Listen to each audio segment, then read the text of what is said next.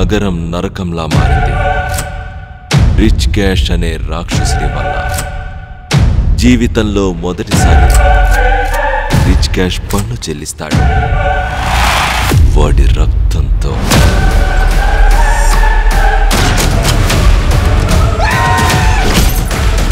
Rich cash ని చంపబోతున్నా. రేపు election జరగక ముందే చావాలి. తప్పైనా ఒప్పైనా ఏదైనా నిర్ణయించేది నేను.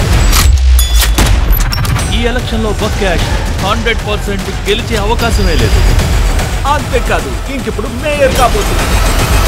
లేదు, వాడు చచ్చిపోతున్నాడు.